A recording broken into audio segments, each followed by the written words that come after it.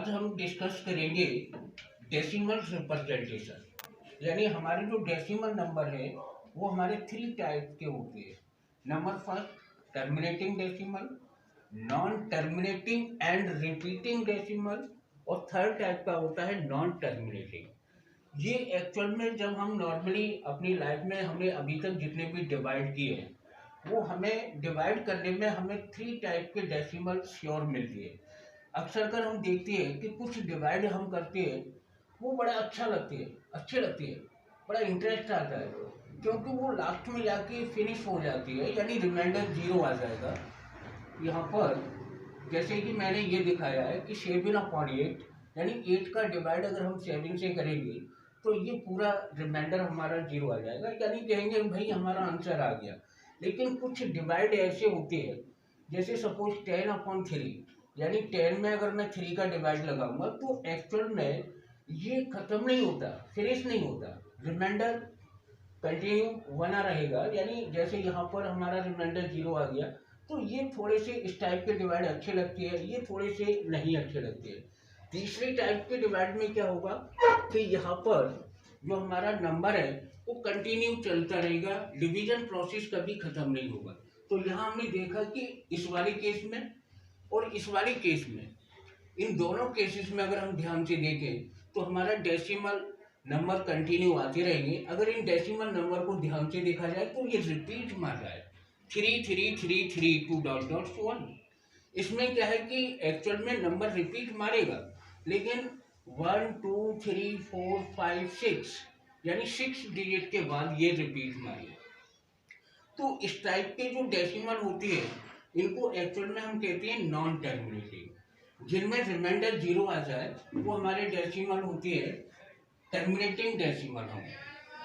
अब अगर हम बात करें आगे कि ये जो नॉन टर्मिनेटिंग डेसिमल रिप्रेजेंटेशन है इसको मैं थोड़ा सा डिफाइन करूंगा। अगर हम डिवीजन प्रोसेस से देखें तो कुछ स्टेप के बाद डिवीजन प्रोसेस फिनिश हो जाए तो उसे हम टर्मिनेटिंग डेसिमल कहेंगे।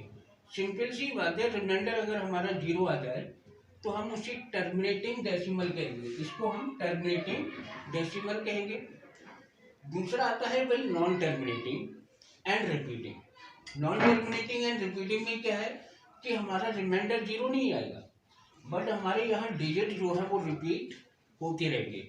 हालांकि ये भी मैंने रिपीटेड नहीं लिया है, लेकिन एक और टाइप का जो डिवाइड होगा उसमें क्या होगा, रिमाइंडर हमारा कभी 0 नहीं आएगा लेकिन डिवीजन प्रोसेस चलता रहेगा। तो यहाँ तुमने देखा कि इन दो केसेस में हमारा डिवीजन प्रोसेस चलता रहता है।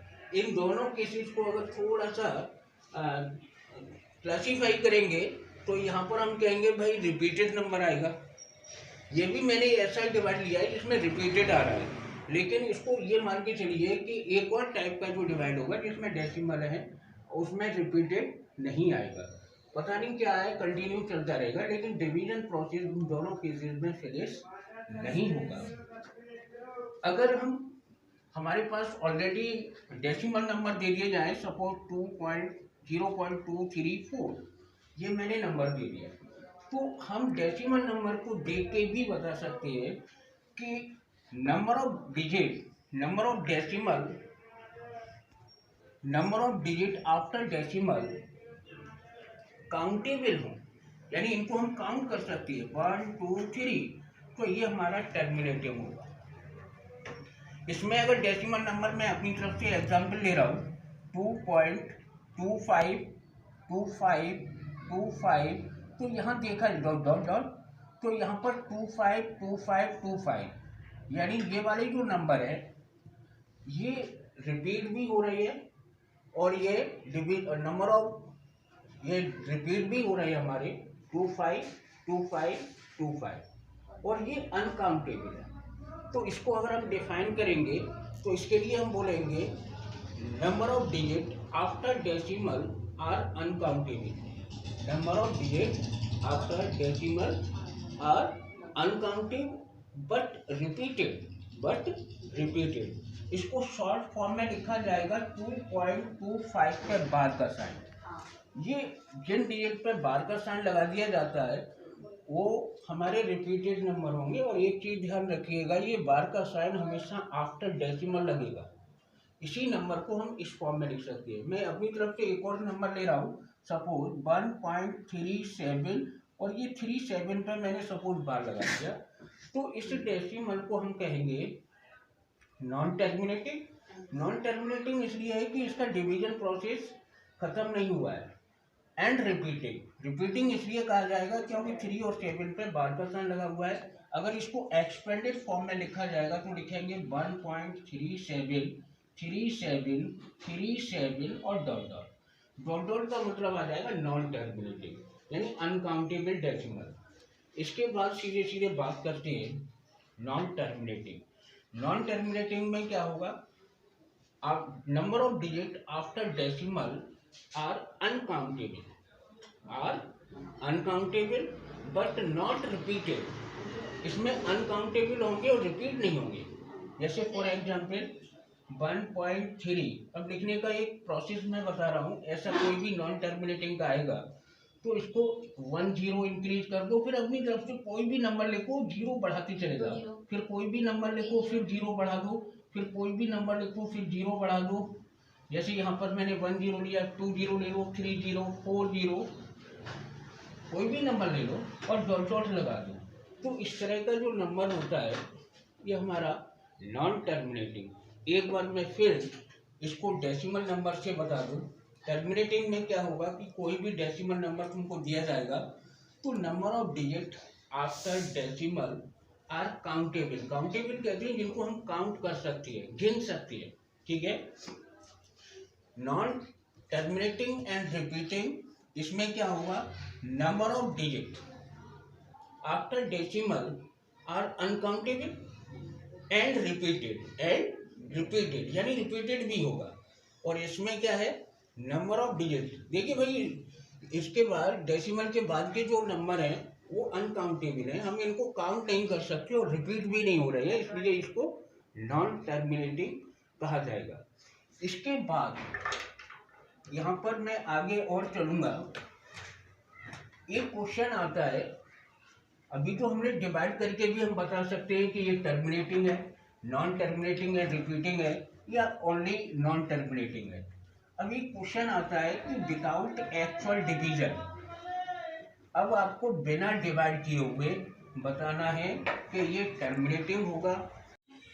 अब हम डिस्कस करेंगे कि विदाउट एक्चुअल डिवीजन हमें फाइंड करना है कि इट इज टर्मिनेटिंग और नॉन टर्मिनेटिंग। यहाँ ध्यान देने की बात है, विदाउट एक्चुअल डिवीजन, अभी तक हम क्या कर रहे थे कि 40 का 3 में डिवाइड करके इसको डेसिमल में लेके आ रहे थे, तब हम पता कर रहे थे कि ये टर्मिनेटिंग होगा या नॉन टर्मिनेटिंग। यहाँ पर रिपीटेड की बात नहीं होगी। अब यहाँ पर केवल 2 ही डेसिमल पूछे जाएंगे, या तो वो टर्मिनेटिंग या फिर नॉन टर्मिनेटिंग। एक बार मैं फिर बता दूँ, विदाउट एक्चुअल डिवीजन यानी बिना डिवाइड किए हुए हमें पता लगाना है कि इसका जो डेसिमल रिप्रेजेंटेशन है वो कैसा होगा।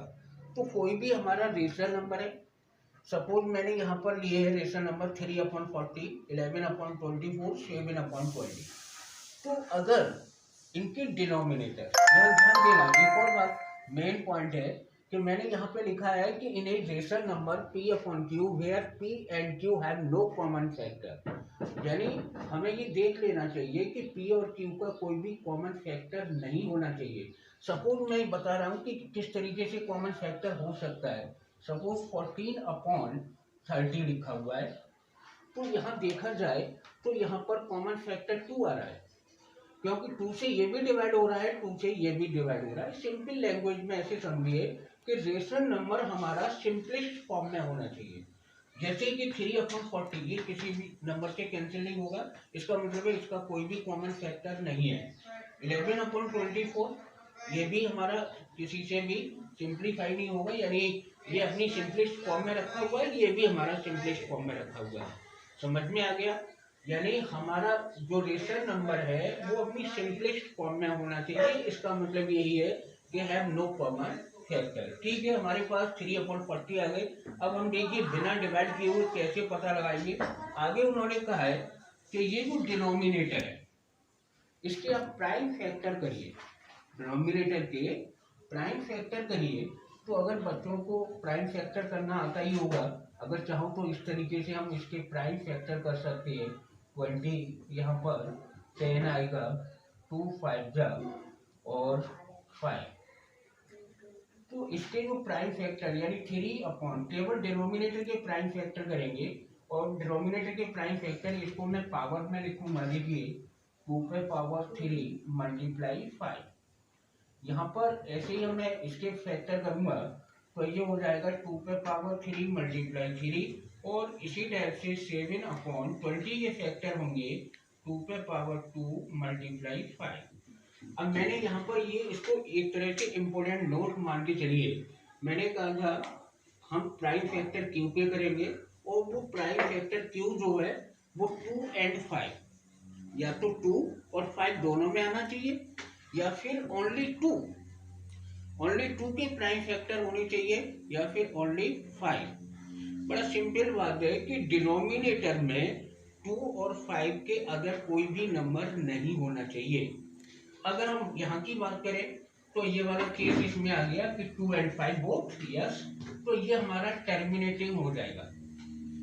अगर प्राइम फैक्टर ध्यान देना 2 और 5 ओनली 2 और ओनली 5, यानी 2 और 5 के अलावा अदर कोई भी नंबर नहीं होना चाहिए। अगर सिंपल सी बात है कि 2 और 5 के अदर कोई भी अगर नंबर आता है तो वो नॉन टर्मिनेटिंग हो जाएगा। तो यहाँ पर हमने देखा कि 2 और 5 आ रही है तो ये टर्मिनेटिंग हो जाएगा। इसमें अगर देखें तो इसने यहाँ पर 3 जो आ गया, हम बोल रहे थे कि 2 और 5 ओनली होना चाहिए, ये 3 कहाँ से आ गया? तो इसने इसको नॉन टर्मिनेटिंग कर दिया, नॉन टर्मिनेटिंग। अब इसमें देखिए 2 और 5 आ रहा है तो ये हमारा टर्मिनेटिंग होगा। तो इस तरीके से हम किसी भी रेशनल नंबर को बिना डिवाइड किए हुए उसे हम कह सकते हैं कि ये टर्मिनेटिंग होगा या फिर नॉन टर्मिनेटिंग होगा। सपोज मैं अपनी तरफ से और एग्जाम्पल दे रहा हूँ। देखिए कोई भी इसी तरह का, और मैं प्राइम फैक्टर ऑलरेडी करके रखूंगा, जैसे 3 अपॉन 2 पे पावर 2 5 पे पावर 3 मल्टीप्लाई 7। तो यहाँ पर ऑलरेडी मैंने डिनोमिनेटर के प्राइम फैक्टर कर दिए। हमने कहा था कि 2 और 5 के प्राइम फैक्टर होने चाहिए 2 और 5 के अदर, तो ये अदर में 7 आ गया तो हम कह सकते हैं ये हमारा नॉन टर्मिनेटिंग होगा, यानी हमें डिवाइड करने की कोई ज़रूरत है ही नहीं। इसी तरह से हम बहुत सारे एग्जाम्पल आगे देखेंगे। तो ये इस टाइप के क्वेश्चन है, हम विदाउट डिवाइड बड़े आराम से कह सकते हैं कि ये टर्मिनेटिंग होगा या फिर नॉन टर्मिनेटिंग होगा। अब आगे हम देखते हैं कुछ ऐसी रेशनल नंबर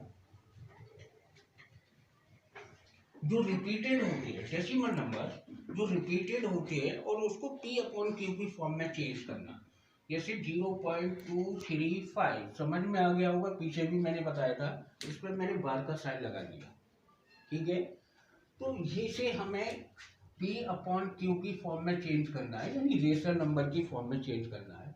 एक्चुअल में इसे रेशनल नंबर की फॉर्म में चेंज कैसे करेंगे? क्वेश्चन आएगा change 0.235 in the form p upon Q, यानी इसे इसका रेशनल नंबर क्या बनेगा वो हमें फाइंड करना है।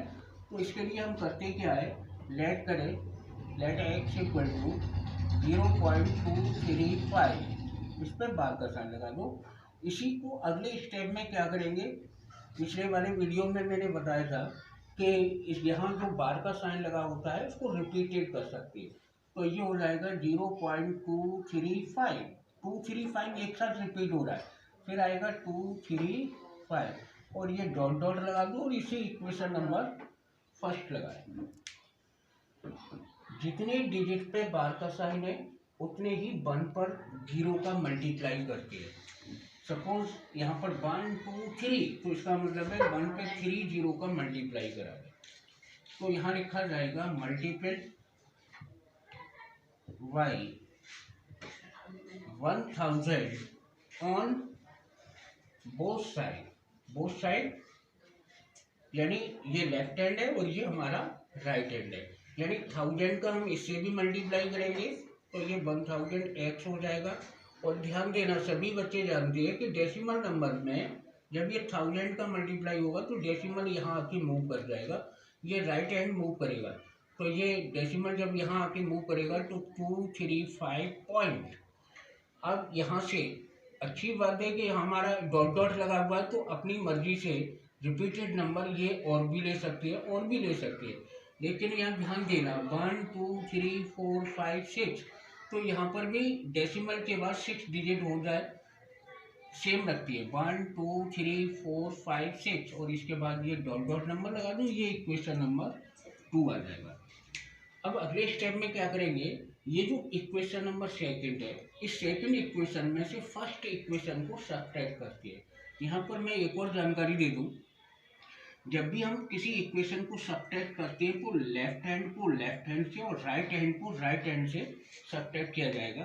तो इस इक्वेशन फर्स्ट को जस्ट इसके नीचे ले आएंगे, लेफ्ट हैंड को इसके नीचे रखेंगे, एक्स और राइट हैंड है, यहाँ पर विशेष ध्यान देना, इसका जो डेसिमल नंबर है कभी गलती नहीं करेंगे, डेसिमल नंबर को हमेशा डेसिमल नंबर के नीचे पुट करिए, और डेसिमल नंबर के बाद के नंबर है 235 डॉट डॉट, इससे पहले ये जीरो लगा दूँ, ये इक्वल हो गया। अगर देखा जाए तो ये हमारे फर्स्ट इक्वेशन को इस तरीके से एडजस्ट कर दिया। सब्ट्रैक्ट कराएंगे, ये माइनस माइनस हो जाएगा। यहाँ पर अगर ध्यान से देखें, देखिए ध्यान से, ये सेम नंबर है, आपस में कैंसिल हो जाएंगे, ये भी कैंसिल हो जाएंगे, ये भी कैंसिल हो जाएंगे, ये भी आपस में कैंसिल। तो मैं यहाँ कैंसिल करके दिखा रहा हूँ, लेकिन तुम लोग मत करना। ये इस तरीके से ये नंबर कैंसिल हो जाएंगे और ये डेसिमल आ जाएगा। डेसिमल के बाद अगर देखा जाए तो 0 0 0 ये चलेगा, यहाँ पर ये 5 आ जाएगा, 3 2 इक्वल। अब 1000 में से 1x को माइनस करेंगे तो 999x equal to this, x equal to 235/999। अगर इसको सिंप्लीफाई कर सकते हैं तो देख सकते हैं 5 और 3 8 और 2 10, यानी सम ऑफ डिजिट न तो 3 से डिवाइड हो रहा है या ना 9 से हो रहा है। तो इसका मतलब है हमारा ये x की वैल्यू आ गई, therefore 0.235 वार का साइन है, ये रेशनल नंबर में ये बन जाएगा। समझ में आ गया? यानी 999 का डिवाइड अगर हम इससे लगाएंगे तो डेफिनेट हमें ये मिल जाएगा। तो यहाँ पर एक और चीज़ हमने देखी कि जो रिपीटेड नंबर होते हैं, जो डेसिमल नंबर होते हैं, वो हमारे रेशनल नंबर भी होते हैं। क्या होते हैं? Rational number. अगर कभी भी ये पूछा जाए, कोई भी रिपीटेड नंबर डेसिमल नंबर इस तरह से दे दिया जाए और पूछा जाए बताइए ये रेशनल नंबर है या नहीं, तो श्योर वो रेशनल नंबर होगा। यहाँ पर मैं एक ट्रिक और बताऊंगा, और उस ट्रिक से हम इसको बहुत ही इजी मेथड से इसका रेशनल नंबर, हमने इतना प्रोसेस किया है, ये करने की जरूरत नहीं है, लेकिन शर्त है एग्जाम में आप इसी मेथड का यूज करेंगे। ध्यान देना, ऐसा नहीं कि सर ने ट्रिक बता दिए और हम सर की ट्रिक का यूज करें, हमें ये सब करने की जरूरत नहीं है, क्योंकि उससे एक लाइन में आंसर आता है जो मैं ट्रिक बता रहा हूँ। ट्रिक देखें ध्यान से, इसकी ट्रिक क्या है।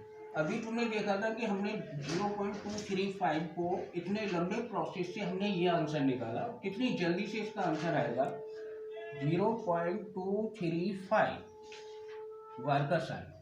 ध्यान देना, इक्वल, सबसे पहले वो नंबर लिखिए कि यही कंप्लीट नंबर लिखिए, और ये मान के चलिए कि इस पर कोई वार का साइन नहीं है, कोई इसमें डेसिमल का साइन नहीं है। तो यहाँ पर देखा जाए तो 0.235, इसके डेसिमल को हटा दो, 0 हटा दो, बार का साइन, तो कंप्लीट नंबर आएगा 235 माइनस। अब माइनस वो नंबर करिए जिस पे बार का साइन नहीं है, तो 0 पे बार का साइन नहीं है तो -0 कर दिया जाएगा, अपॉन जितने डिजिट पर बार का साइन है अपॉन में उतने 9 लेके आ जाओ, ये हमारा आंसर आ जाएगा। इसके अलावा इसी ट्रिक मेथड से मैं अभी और क्वेश्चन दे रहा हूँ, और देखिए कोई भी क्वेश्चन हम अपनी तरफ से ले सकते हैं। सपोज मैंने लिया 21.25 बार का साइन और इसका हमें रेशनल नंबर में कन्वर्ट करना है। तो जैसा कि मैंने अभी ट्रिक बताया था कि सबसे फर्स्ट कंप्लीट नंबर लिखिए 2125, डेसिमल नंबर हटा दो, बार का साइन कंप्लीट नंबर यहाँ से लेके हटा लिखिए, फिर माइनस उस नंबर को करते हैं जिस पर बार का साइन नहीं है। तो इस नंबर पे हमारा बार का साइन नहीं है 21 पर, तो -21 करें अपॉन, अभी मैंने बताया था कि जितने डिजिट पर बार का साइन है उतने 9 यूज़ करिए। तो हमने 99 यूज़ कर लिया और इसे सिंप्लीफाई करें तो 5 में से 1 जाएगा 4, 0, 1, 2, 99। तो ये हमारा आंसर निकल के आ जाएगा। तो इस तरीके से हम बहुत सारे क्वेश्चन सॉल्व कर सकते हैं। ये हमारी ट्रिक है और ट्रिक का केवल यूज़ अपने आंसर को वेरीफाई करने के लिए करना। वो ये गलत बात है कि कंपटीशन में अगर क्वेश्चन आता है कहीं तो हम डायरेक्ट वही आंसर ये ले सकते हैं या